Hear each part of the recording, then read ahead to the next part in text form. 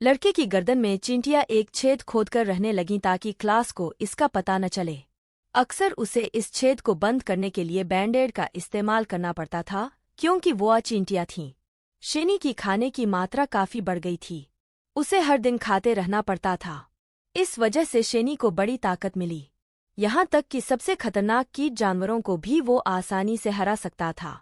उस दिन देर रात एक गली में दो आदमी एक सेक्सी महिला का पीछा कर रहे थे। जल्द ही लड़की को कोने में रोक लिया गया। वो केवल अपने हाथों से अपनी छाती ढक सकती थी। दो आदमियों ने यह देखकर गंदी मुस्कान दी, लेकिन इससे पहले कि दोनों अपने गंदे हाथ बढ़ा पाते, अचानक पीछे से कदमों की आवाज आई। मैंने देखा कि लड़के ने बेपरवाही से कहा, अगर मरना नहीं चाहते तो जल्दी भाग जाओ। यह देखकर कि आने वाला सिर्फ एक लड़का था, दोनों लुटेरे अचानक क्रोधित हो गए। तुझे ही मरने का शौक है ना? लड़के ने उन दोनों पर ध्यान देना बंद कर दिया। उसने अपनी गर्दन से बैंडेड हटा दिया। उसकी गर्दन के छोटे से छेद से चींटियां बाहर निकल आईं। जैसे ही एक लुटेरा उसे सबक सिखाने आया, पीछे से अचानक चीख सुनाई दी। उसने मुड़कर देखा और पाया कि उसके साथी का केवल निचला आधा शरीर बचा है और ऊपरी आधा शरीर एक बड़े मुंह में था जो मरोड़ रहा था। और देखो, वो सुंदर लड़की अब एक भयानक राक्षस में बदल गई थी। इसके विपरीत लड़के को काले धुएं की एक परत ने घेर लिया था। ध्यान से देखने पर पता चला कि यह एक समूह काले चींटियों का था। अगली सुबह वो संबंधित लोगों ने उस जगह को बंद कर दिया। उनका नेता एक लंबे बालों वाला आदमी था जिसके चश्मे थे। उन्होंने यहाँ पाए गए राक्षस के शरीर और आधे खाए हुए शरीर का निरीक्षण किया। यह सोच पाना मुश्किल था कि इतने ताकतवर राक्षस को किसने मारा। एकमात्र सुराग वो लुटेरा था जो उस रात भाग निकला था। उसने बताया कि एक लड़के ने यह किया था जिसके पास कीड़ा था। यह लोग जो जांच करने आए थे वो कीट जानवरों के शिकारी विभाग से थे। यह विभाग सरकार ने कीट जानवरों और राक्षसों से निपटने के लिए स्थापित किया था। कुछ साल पहले ये कीट जानवर अचानक प्रकट हुए थे। वो ज्यादातर लोगों को खाते थे। सबसे डरावनी बात यह थी कि ये कीट जानवर इंसानों की तरह भेष बदल सकते थे। वो हमारे बीच रहते थे।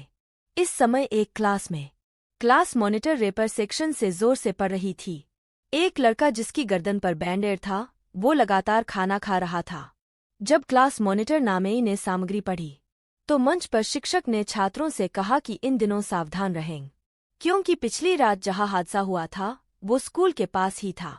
शिक्षक की यह बात सुनकर नामेई ने चिंतित होकर अपनी दोस्त को देखा। दोनों ने तय किया कि स्कूल के बाद एक साथ घर जाएंगे। क्लास खत्म होने पर शिक्षक ने नामेई को अपना आखिरी असाइनमेंट ऑफिस में जमा करने को कहा। छात्रों के मुंह से राहत की सांस निकली, क्योंकि बहुत कम लोगों ने अपना होमवर्क पूरा किया था। शिक्षक के जाने के बाद दो छात्रों ने नामेई को धमकाया कि वो होमवर्क जमा न करे, क्योंकि कोई भी ऐसा असाइनमेंट पूरा नहीं कर सकता।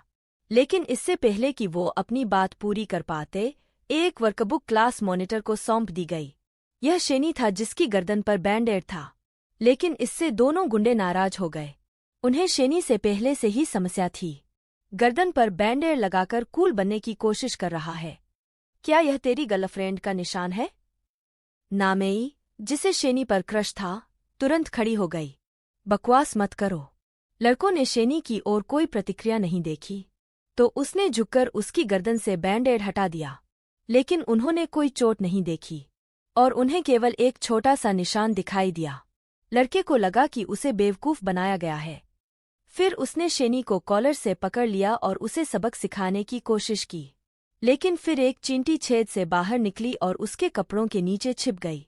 इस दृश्य ने तुरंत लड़के को जमीन पर गिरा दिया और वो चीखने लगा। लोगों ने सोचा कि वो पागल हो गया है और इसे गंभीरता से नहीं लिया। स्कूल के अंत में नामेई ने अपना और शेनी का होमवर्क शिक्षक को सौंप दिया। वो क्लास में अकेले थे जिन्होंने अपना होमवर्क पूरा किया था। शिक्षक का चेहरा तुरंत गंभीर हो गया जब उन्होंने स्थिति के बारे में सुना। मुझे नहीं पता कि वो क्या बड़बड़ा रहा था। जब नामेई आश्चर्य कर रही थी, शिक्षक ने फिर से मुस्कुराकर देखा। तुम और शेनी स्कूल के बाद घर जा सकते हो। बाकी सब लोग मैदान साफ करने के लिए रुके रहेंगे। गली में हुई अजीब घटनाओं के कारण नामेई अकेले घर जाने से डर रही थी।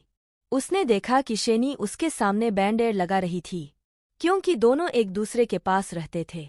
नामेई ने उसे साथ चलने को कहा। लेकिन शेनी ने कहा कि आज उसे कुछ काम है और उसने नामेई को मना कर दिया। जो सफाई के लिए रुके थे वो लगातार शिकायत करते रहे। शिजेन ने उन्हें बकवास बंद करने और काम खत्म करने को कहा। नामेई को शिजेन का इंतजार करना पड़ा क्योंकि और कोई साथ जाने वाला नहीं था। उस समय शेनी क्लास में बैठा खुद से बात कर रही था। वो किताब में चींटियों से कुछ बात कर रही था। दो गुंडे फिर से शेनी को परेशान करने की तैयारी कर रहे थे।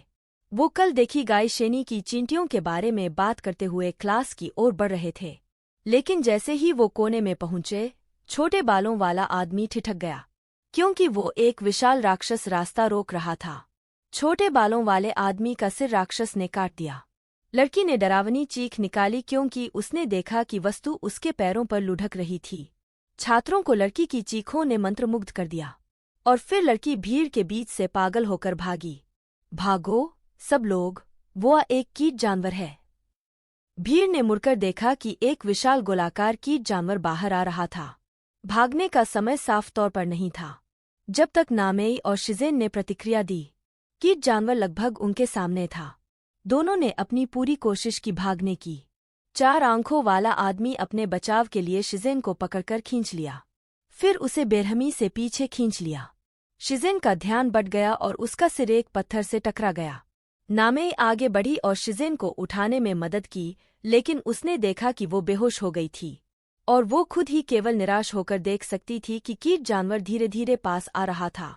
राक्षस ने नामेई के पास रुककर उसके सिर को धीरे धीरे खोला। अंदर शिक्षक का चेहरा दिखाई दिया। क्या मैंने तुम्हें अच्छे से नहीं कहा था कि स्कूल के बाद घर जाओ?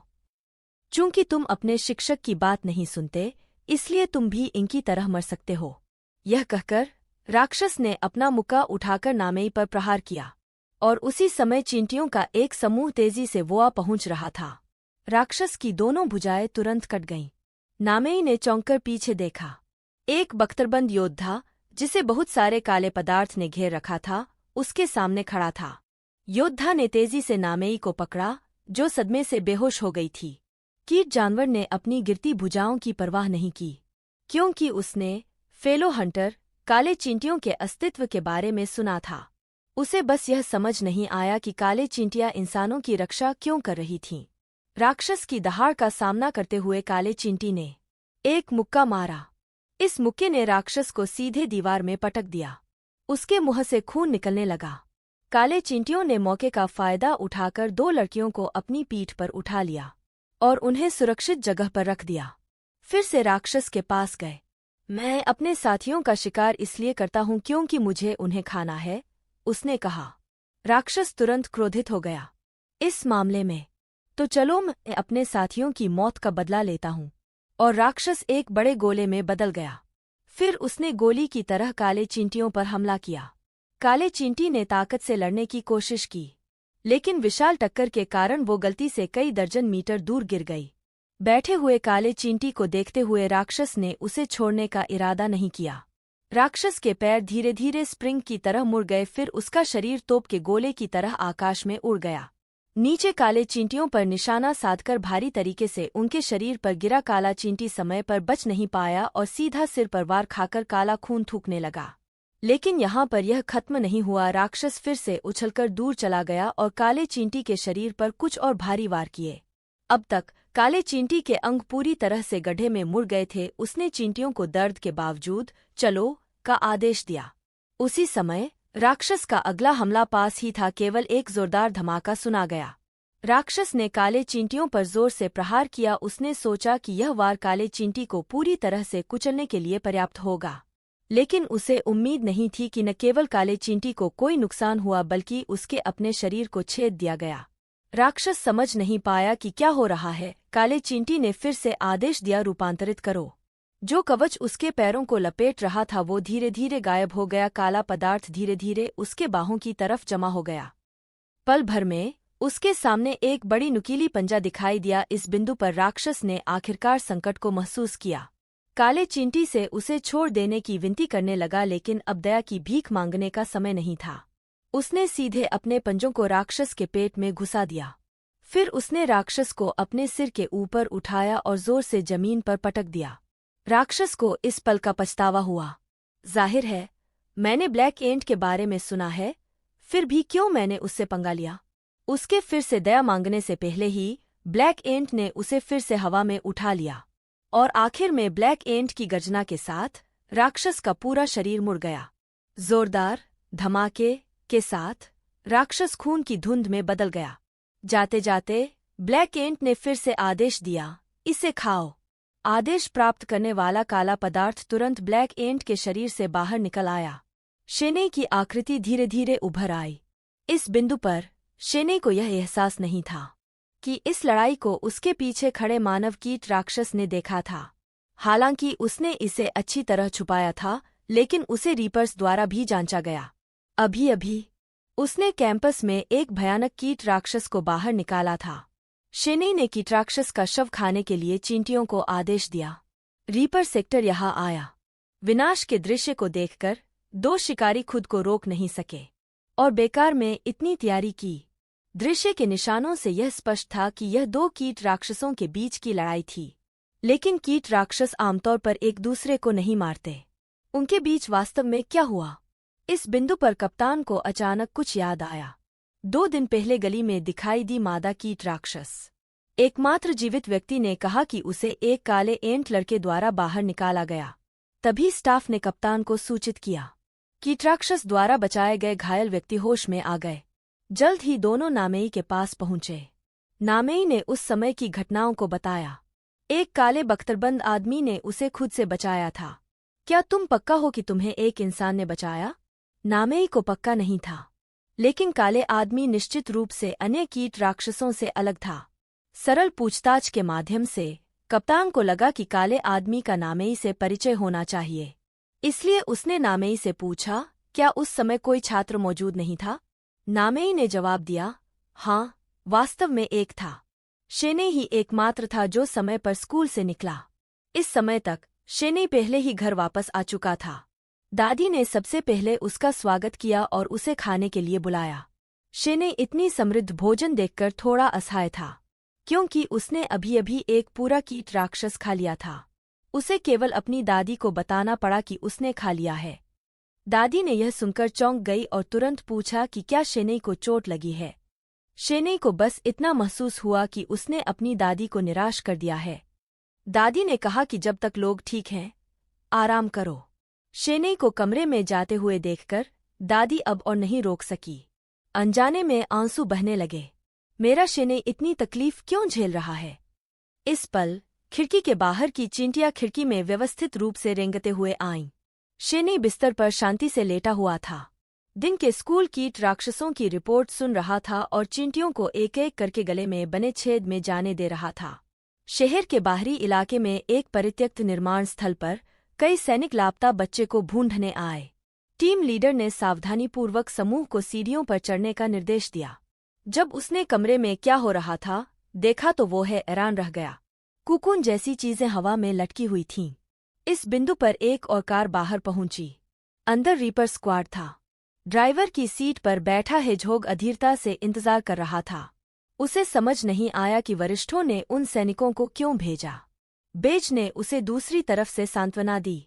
आखिरकार उनका विभाग अभी भी समीक्षा कर रहा था। जांच में पुलिस की उपस्थिति को प्राथमिकता दी जाती है। ठीक उसी समय कार के कम्युनिकेटर ने बैकअप के लिए अनुरोध किया। अभी अभी सैनिकों ने बच्चों को बचाने के लिए कुकोंस को खोलने की हिम्मत की। टीम लीडर के लोगों ने कुकोंस को खोलकर देखा। वहाँ वास्तव में एक बच्चा था। टीम ने दूसरा कुकों खोलने के लिए दौड़ लगाई। जैसे ही वो भ्रमित हो रहा था, उसका सिर तुरंत किसी चीज से छेदा गया। एक मानवाकृति मच्छर कीट राक्षस भीड़ के सामने दिखाई दिया। टीम लीडर ने इस कीट राक्षस को देखा और धीमा हो गया।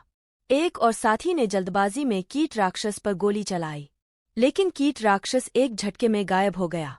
जब वो फिर से प्रकट हुआ तो उसने अपने साथी के शरीर को छेद दिया था। फिर वो तुरंत मुड़ा और फिर से टीम लीडर पर हमला किया। अचानक एक गोली की आवाज ने हमले को रोक दिया। कठोर सुई को भी गोली ने छेद दिया था। यह पता चला कि दूर के टॉवर्स पर बेज ने लंबे समय से स्नाइपर राइफल के साथ इंतजार किया था, लेकिन कीट बहुत तेज था। वो लक्ष्य को चूक गया।